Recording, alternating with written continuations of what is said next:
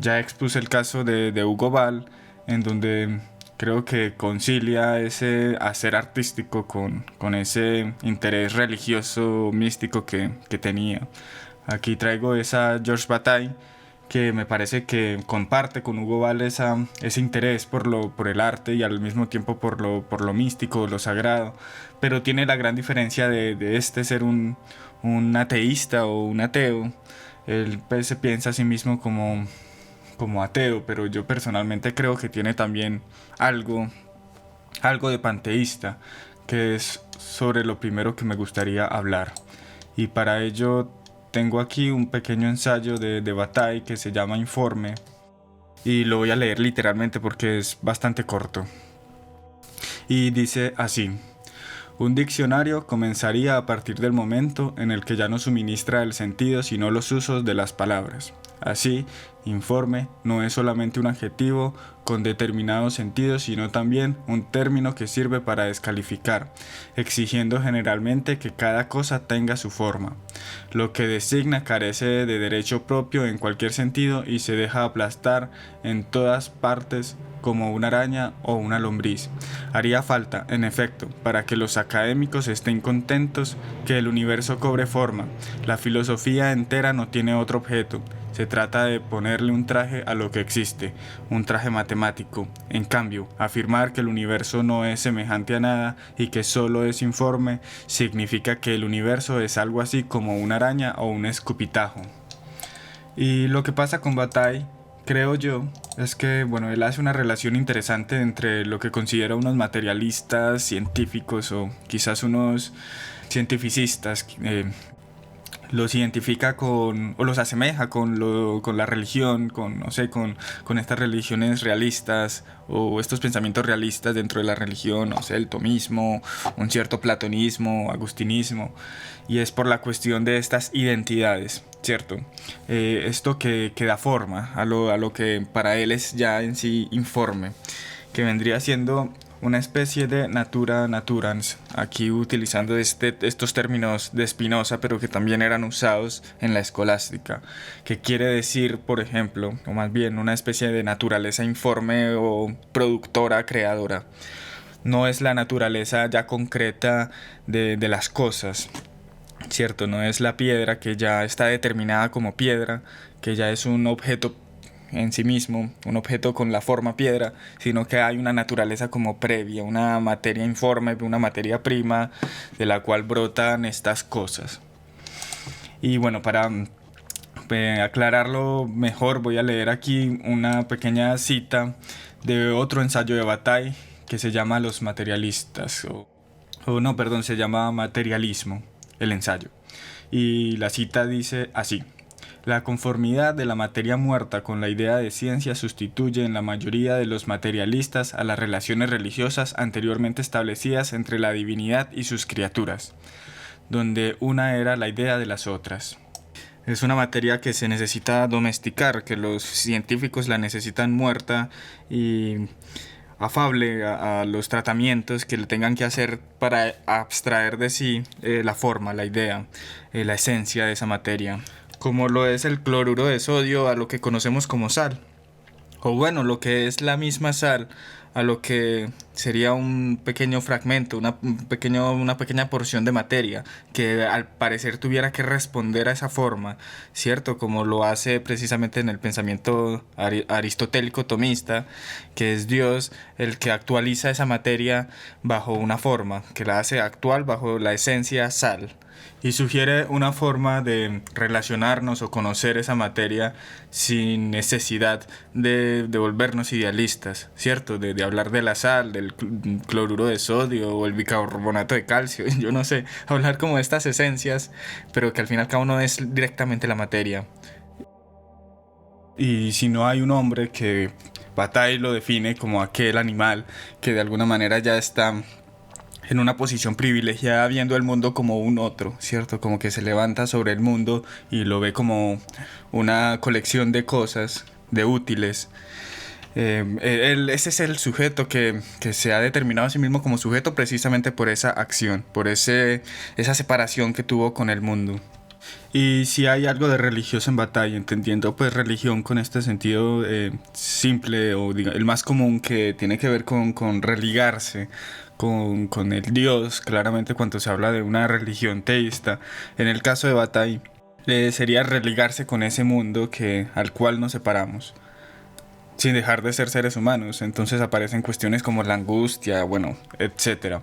Y esto se entiende en un ensayo en el que habla de la filosofía que se hace acerca de lo sagrado, del elemento de lo sagrado que va a ser pues un elemento crucial en el pensamiento de Bataille, y que de hecho él lo entiende como algo que se opone a esta concepción que tenemos con el mundo, como si se tratase de este compendio de herramientas y de objetos y de útiles.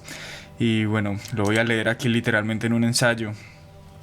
Dirá: si lo sagrado, lejos de ser aislable, como lo son los demás objetos de la ciencia, se definiera como lo que se opone a los objetos abstractos, a las cosas, a las herramientas, a los elementos captados distintamente, al igual que se le opone la totalidad concreta.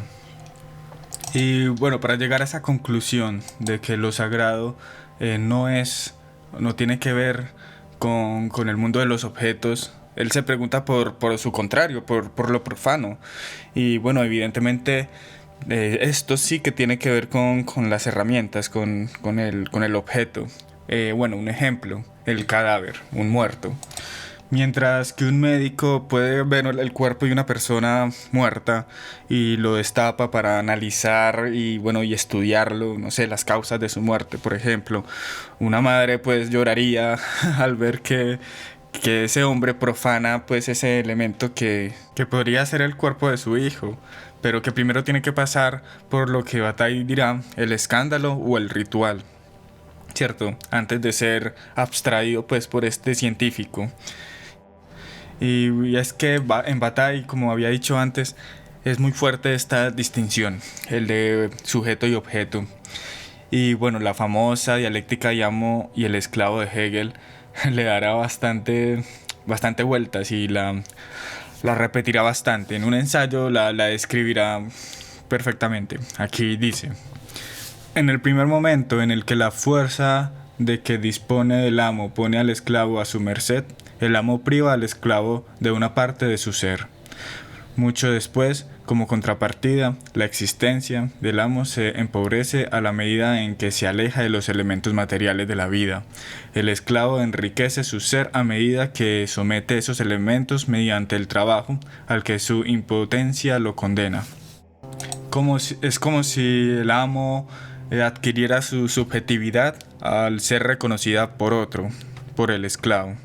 Y el esclavo, al someter a la materia, es que él encuentra también su subjetividad. Y bueno, Bataille se pelea con la idea de lo sagrado, y esto me parece pues bastante interesante: lo sagrado como algo plenamente o simplemente positivo, algo que atrae porque es muy bonito y ya está. Dirá de esta manera: la homofagia, el sacrificio en el que la víctima es devorada viva por los participantes desenfrenados, es sin duda la imagen más completa de lo sagrado, que implica siempre un elemento de horror o de crimen. Incluso para un teólogo protestante como Otto, lo sagrado no es solamente fascinans, también es tremendo, aterrador. Yo diría que algo que se parecería bastante sería la categoría de lo sublime, que contiene tanto lo atractivo, lo que atrae, como lo que aterra, lo que asusta, lo que da miedo. Porque bueno, este teólogo que aquí cita Bataille hará uso de un término de otra categoría interesante, que es la de lo luminoso, que es propio pues de lo santo. Bueno, ya Otto Rudolf sí que es muy distinto a Bataille, pero lo importante es que esta categoría es como lo sublime, mejor dicho, lo que había dicho es ese temor. Claramente él se referirá a Dios, eso que causa un cierto miedo, pero también una cierta atracción. Y curiosamente estas dos cosas, tanto la atracción como el miedo, son dos propiedades que tendría el Dios cristiano, ¿cierto? Es una cosa que intimida de cierta forma, pero al mismo tiempo atrae. Regresando a Bataille, aquí dice, en su libro La teoría de la religión: Por otra parte, el animal aceptaba la inmanencia que le sumergía sin protestas aparentes, mientras que el hombre, en el sentimiento de lo sagrado, experimenta una especie de horror impotente. Este horror es ambiguo. Sin duda alguna, lo que es sagrado atrae y posee un valor incomparable, pero en el mismo momento, esto aparece vertiginosamente peligroso para este mundo claro y profano donde la humanidad sitúa su dominio privilegiado. Y en otra pequeña cita de este mismo libro, yo creo que dirá algo que nos aclara el ensayo del comienzo, en donde planteaba casi que una materia prima informe si no estuviera pues un hombre que la actualizara con estas formas, con estos conceptos propios del científico. Que no es que esté diciendo pues esto de manera literal, yo lo estoy exagerando quizás un poco, pero como que es como si estuviese sugerido. Y sugerido en esta cita, que dice así: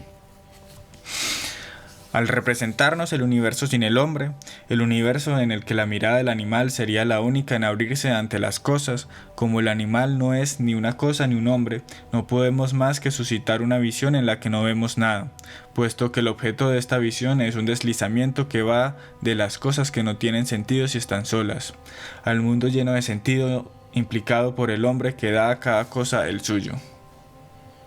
Y utiliza un ejemplo muy interesante, una metáfora, y dirá que el animal sería como el agua en el agua. El animal en el mundo es como el agua en el agua. A pesar de que un animal busque a otro para comérselo, no existe ahí una dialéctica amo y esclavo, porque ambos están en la inmanencia, ambos están en la inmediatez. Uno quiere pues sobrevivir, el otro también. Simplemente se comen y no hay revanchismo, solo hay una diferencia de fuerza, de potencia, pero nada más lejos pues de la dinámica propia del dinamismo de la vida, del mundo, de esa continuidad. Y el ser humano siente cierta empatía con el animal, pero al mismo tiempo siente cierto horror. Hay una especie de intimidad perdida del hombre con el mundo. Esa separación del hombre con el mundo aparece en el momento en el que él a la naturaleza la transforma en objeto, la transforma en útil. Él mismo se está haciendo también un útil. Asimismo, él se hace un objeto. Él está atrapado en esa cadena de utilidades. Él busca en la naturaleza lo que es útil, la transforma, pero al tiempo en que lo hace, su trabajo se convierte también en una utilidad para otros. Y solo recuperamos esa intimidad perdida, o sea, esa intimidad con la inmanencia, con el mundo del animal, por medio del sacrificio. El sacrificio es cortar la duración del útil, ¿cierto? Porque la duración es lo que le da valor al útil. Y nosotros también estamos medidos en este mundo de los objetos por el sentido de durar, de duración. Y el sacrificio lo que haría es casi que revelarnos la vida, pero lo hace por medio de la muerte y también de la violencia. El sacrificio es algo violento porque implica esa separación, implica cortar, implica casi que precisamente eso, sacrificar un objeto, una cosa que es objeto y regresarla a esa inmanencia perdida, la inmediatez. Por eso también es un don, porque no se hace con el sentido de útil que tiene que ver con la duración, sino que se hace por el instante, por el momento. Entonces el sacrificio sustituye un valor perdido. El sacrificio es la antítesis de la producción. Es de hecho el gasto excesivo y horroroso. Es un consumo. Es un fuego que consume, así lo describe Bataille. Y me gusta una cosa que dice aquí respecto a los objetos lujosos. Él dirá que lo que se sacrifica es lo útil, lo que sirve. Y bueno, se pregunta, ¿sacrificar algo que solo es lujo? Dirá, hasta tal punto, este es el sentido preciso del sacrificio, que es sacrificar lo que sirve. No se sacrifican los objetos lujosos. No podría haber sacrificio si la ofrenda estuviese destruida de antemano. Pues bien, privado desde un principio de utilidad al trabajo de fabricación, el lujo ha destruido ya ese trabajo, lo ha disipado en vanagloria, lo ha perdido en el mismo instante definitivamente. Sacrificar un objeto de lujo sería sacrificar 2 veces el mismo objeto. Una pregunta interesante que se le podría hacer aquí a Bataille es estos objetos de lujo que tienen una utilidad social. Y bueno, yo al final del video voy a dar vueltas por este asunto. Voy a continuar. También se pregunta por el individuo, este individuo que se ve afectado en el ritual de un sacrificio por la angustia. Claro, al reconocerse como un objeto, reconocer la duración, que realmente es una duración que se plantea en el mundo de las cosas como si fuese indeterminada, pero que en cualquier momento puede ser cortada, como lo podría ser en el caso de los sacrificios humanos. Podría ser yo el cual está siendo sacrificado, siendo devuelto a la inmanencia, al mundo pues de la materia, de esa materia informe previamente comentada. Dirá aquí Bataille: el individuo separado es de la misma naturaleza que la cosa, o mejor, la angustia de durar personalmente que plantea la individualidad está ligada a la integración de la existencia en el mundo de las cosas. También más adelante: no tendría angustia si no fuese el individuo, la cosa, y es esencialmente ser un individuo lo que alimenta su angustia. Es para responder a las exigencias de la cosa. Es en la medida en que el mundo de las cosas ha puesto su duración como una condición fundamental de su valor, de su naturaleza, por lo que aprende la angustia. Pero también la comunidad tiene aquí una función interesante en lo que viene siendo el sacrificio y el tema de lo sagrado. Siento yo que Bataille sigue mucho a Durkheim en esta idea de que lo religioso también tiene una función como comunitaria, como de unión. Él hablará de la fiesta como una especie de... Bataille hablará de la fiesta como una especie de sacrificio también. Un sacrificio un poco regulado y también un poco moralizado. Ya vamos a ver por qué. Sobre la fiesta dirá: la fiesta no es un retorno verdadero a la inmanencia, sino una conciliación amistosa y llena de angustia entre necesidades incompatibles. Entiéndase esto bien: la comunidad en la fiesta no está únicamente planteada como un objeto, sino más generalmente como un espíritu, como un sujeto-objeto. Pero su posición tiene el valor de un límite de la inmanencia de la fiesta y, por esta razón, el lado cosa está acentuado. Entonces la fiesta se hace con un objetivo social, un objetivo por la comunidad, porque se entiende la comunidad también como un objeto, pero también un poco sujeto, y es porque la fiesta es una pausa de esa separación que hemos construido, que hemos hecho de la inmanencia ya pues bastante mencionada. Y bueno, me recuerda también a esta figura del acéfalo, ¿cierto? Como la de este grupo de Bataille con otros escritores, de este sujeto que no tiene cabeza, casi que como buscando, como aquí en la fiesta, un grupo de sujetos sin cabeza, que sería como la idea. Un sujeto pues que no esté abstrayendo cosas, como el caso del científico y el cadáver, sino que simplemente es la pura pasión. Un sujeto pues que también utiliza para oponerlo y contrastarlo con la figura del fascismo, que viene siendo pues este estado grande, poderoso, que absorbe todo y dirige todo por medio de una cabeza inmensa. Y no inmensa por inteligente, sino inmensa por controladora más que todo.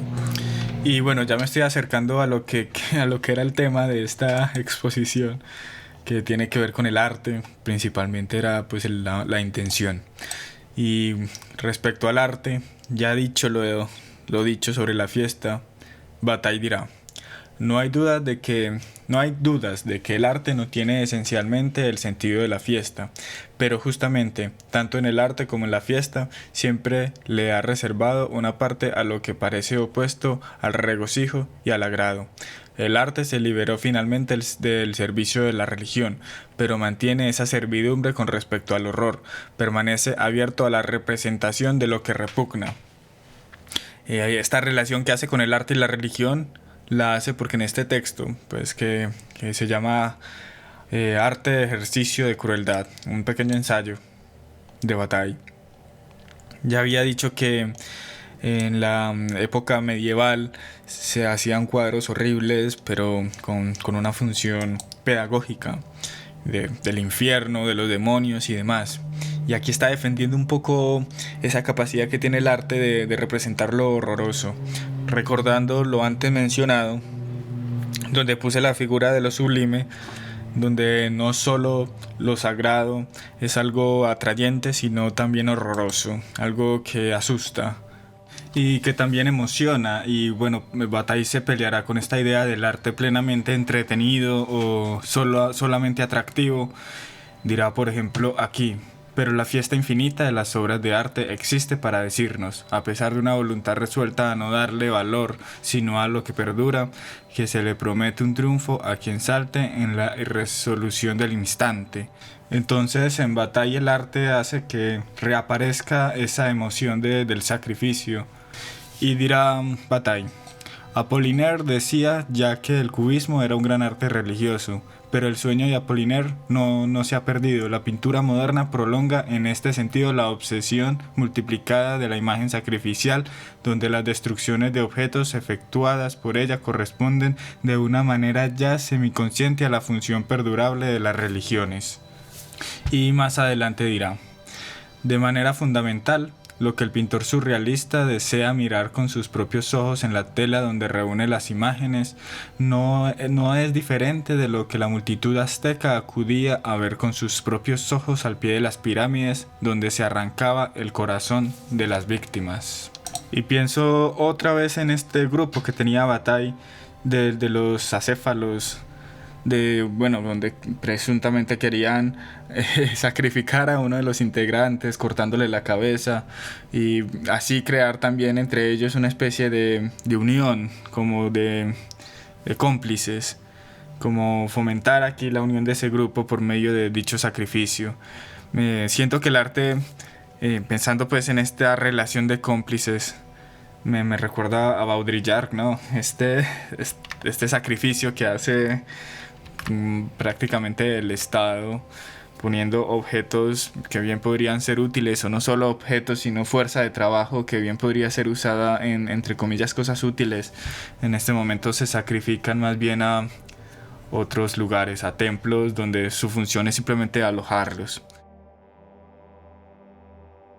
También me gustaría hablar de ciertas objeciones que se le han hecho a Bataille. Una de ellas es, por ejemplo, Scruton, que varias veces lo mencionan en sus obras, y es curioso porque este autor es bastante conservador, estaría al otro lado del espectro político en comparación a Bataille, pero toca los mismos temas y está interesado en los mismos temas. Por ejemplo, respecto a lo sagrado, también trabajará bastante este tema y quizás lo traiga en el futuro. Y bueno, la crítica o el problema que veo siguiendo a Scruton es que todavía hay cierto hedonismo quizás en esta figura sacrificial en Bataille, porque no solo produce horror el sacrificio, sino también placer y éxtasis. Y de hecho, el último ejemplo que da Bataille en su libro La teoría de la religión es un ejemplo, ubicado en este contexto actual, en el cual pone a un sujeto que decide usar la mesa de trabajo para sentarse y, en vez de trabajar, tomarse una botella de vino o de ron, ¿cierto? Un sujeto pues que está haciendo una pausa en su mundo, que está aquí como sacrificando el tiempo de la utilidad, ¿cierto? Del tiempo que tiene para trabajar, sacrificándose a sí mismo como un útil entre útiles, y a la misma mesa que tuvo que haber comprado, que la utiliza para trabajar. Todo en virtud pues de lo inmediato, del momento y del éxtasis. Entonces no sé hasta qué punto se puede considerar completamente gratuito el acto del sacrificio. Para Bataille será gratuito porque será para el instante, será destinado solo para un momento y carecerá entonces de cualquier tipo de duración, que es lo propio de los objetos útiles y de las herramientas. Para Scruton, que él va a ser claramente una defensa, no de cualquier tipo de sacrificio, y irá por el ala más cristiana. Él insistirá en ese autosacrificio. en el sacrificio pues propio, que también tiene este carácter gratuito, a diferencia de Bataille no está este tinte hedonista. Es tomar la cruz y abandonarse a uno mismo. Y bueno, yo creo que aquí Bataille también objetaría, porque ese autoabandono también está mediada por una duración, porque el problema que tiene Bataille, entre otros, con la religión cristiana, es que también promete un tiempo duradero indefinido. Entonces en esta vida estamos trabajando para esa otra vida en la cual vamos a durar infinitamente o indefinidamente. Entonces ese sacrificio, ese autosacrificio se haría en virtud de esa otra vida, de esa eternidad prometida. Otro elemento interesante, comparando las obras de los dos autores, es esta marcada distinción que hace Bataille, que es importante en todo su pensamiento sobre la manera objetiva o la manera que tenemos para conocer las cosas, que es como que el mundo solo lo entendemos mediante objetos, como si todo se tratase de objetos.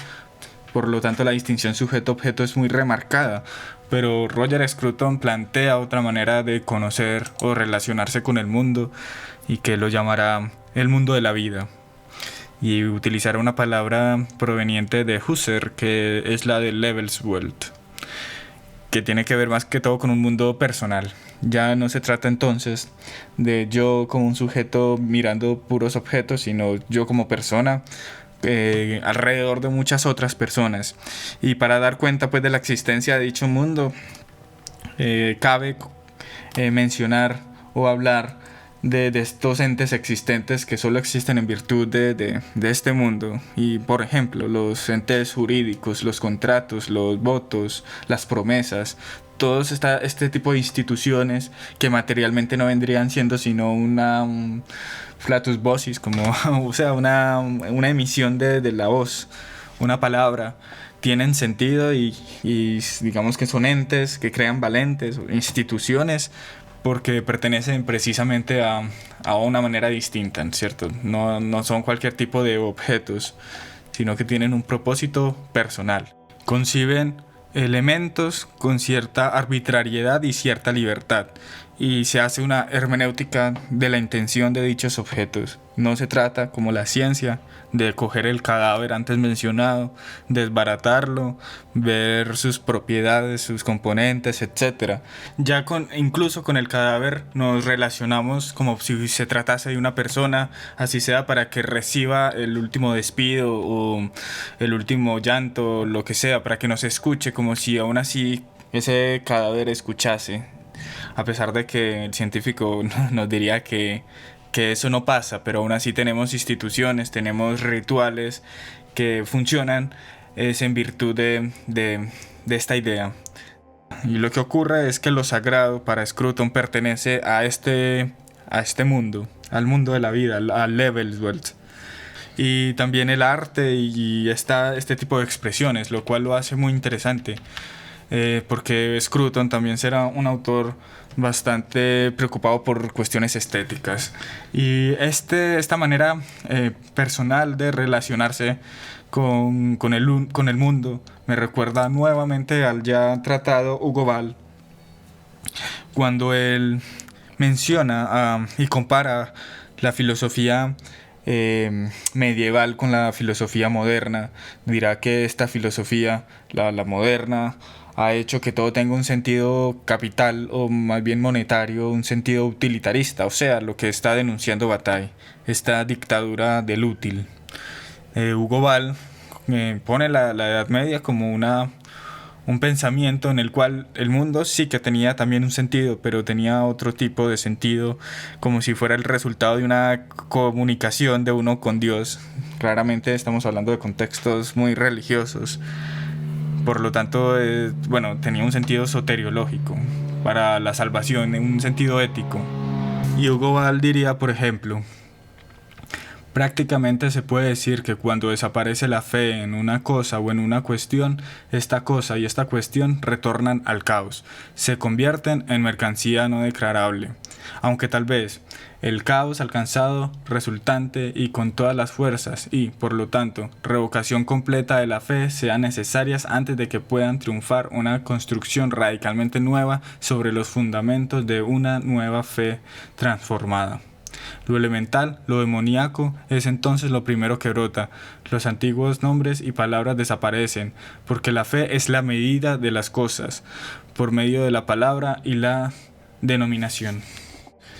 Y también aquí se encuentra esta diferencia en la manera en la que se ve la determinación de las cosas mismas, ¿cierto? Si la palabra pues está en función de calificar o de hablar de la cosa, ya no sería entonces este sujeto que cosifica, mejor dicho, que determina ese mundo que pareciese en batalla a veces un poco extraño, ese mundo que es como el agua en el agua, este mundo como continuo e informe, y que uno llega y porciona y divide.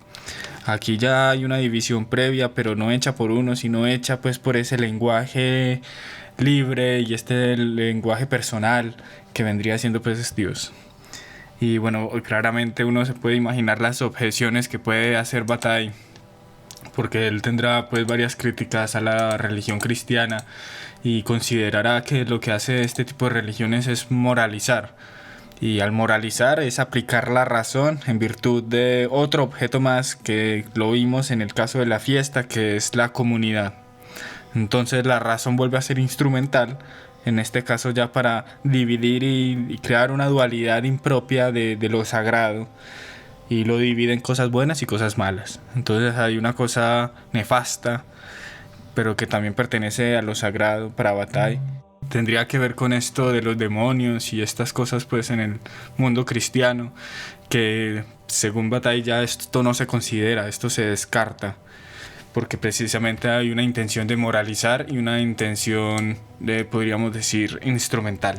Pero también cabe señalar que hay mediaciones en estos dos polos, en esta división de lo moral y amoral, pero del mismo elemento de lo sagrado. Mediaciones pues propias de la misma religión cristiana que Bataille en su libro de la teoría de la religión rescata. Cosas como la aplicación de la justicia, que a veces tiene que ver con cosas pues nefastas como la muerte y etcétera, o el mismo símbolo del crucificado. Pero bueno, esto yo creo que lo voy a dejar para otro día, porque es algo pues bastante interesante y ya me estoy alargando mucho, y ya saben que cualquier cosa la pueden comentar si me equivoqué, si quieren agregar o si quieren cuestionar algo que he dicho.